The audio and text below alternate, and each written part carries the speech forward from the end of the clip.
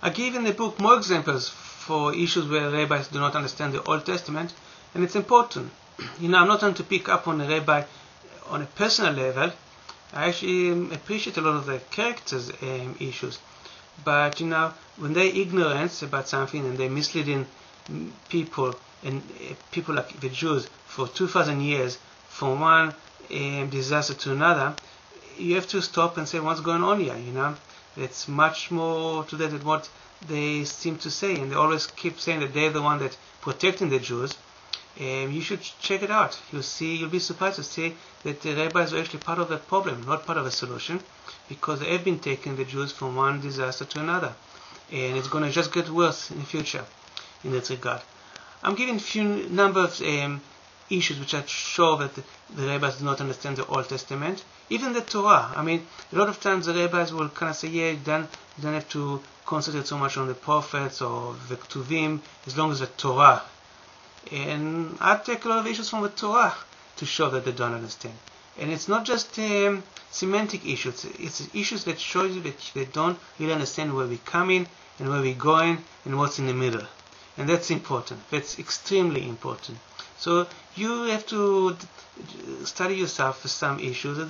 They're much more simpler than what people think. The rabbis trying to tell you that you have to study in yeshiva and you have to study in so many years and under so many rabbis and so on, and all this nonsense.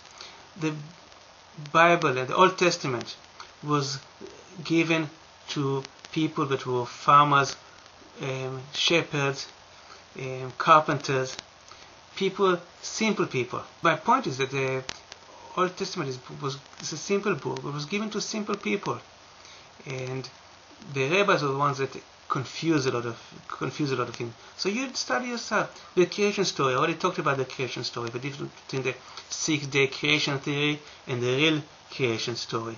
What happened on the second day? The rabbis do not acknowledge the Satan.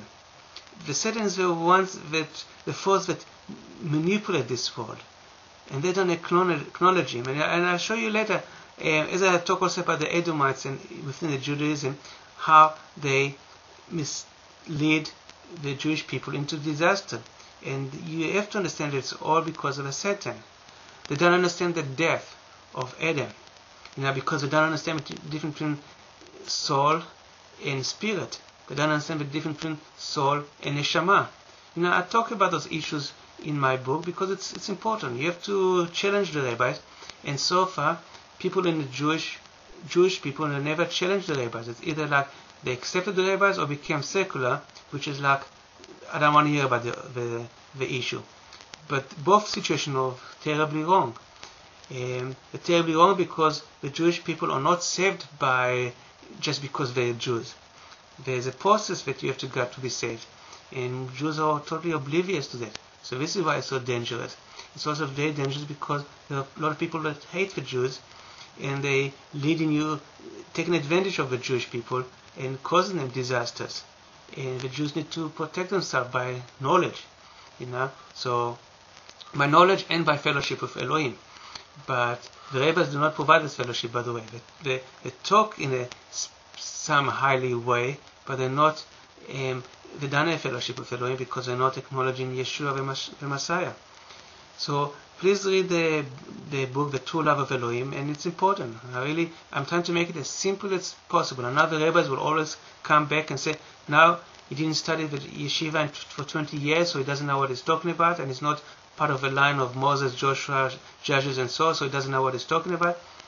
You have to open the Old Testament and check for yourself if what the rabbi is teaching you makes any logic even, or makes any, I don't want to say sense, because if something is sense or not, it doesn't mean it's true or not, but you can check if it's true or not. So you must do that. It's your responsibility. The rabbis also don't understand the prophecies. Not only that they don't understand the events, the list of events in the future, they don't understand the nature of the prophecy and where this world is going to. And the reason is because it's kind of a puzzle. Although most of the prophecies are actually in the Old Testament, there are few prophecies in the New Testament which you need them in order to put things together. And as I said, it's a puzzle, and with even you have majority of the pieces, which the rabbis probably do have a majority of the pieces. Without having all the pieces, you can't finish the picture. And we also don't understand the Satan, we don't acknowledge the Satan. So obviously, if the Satan is the one that causes the prophecies to happen, and you don't acknowledge him, then how do you going to explain prophecies?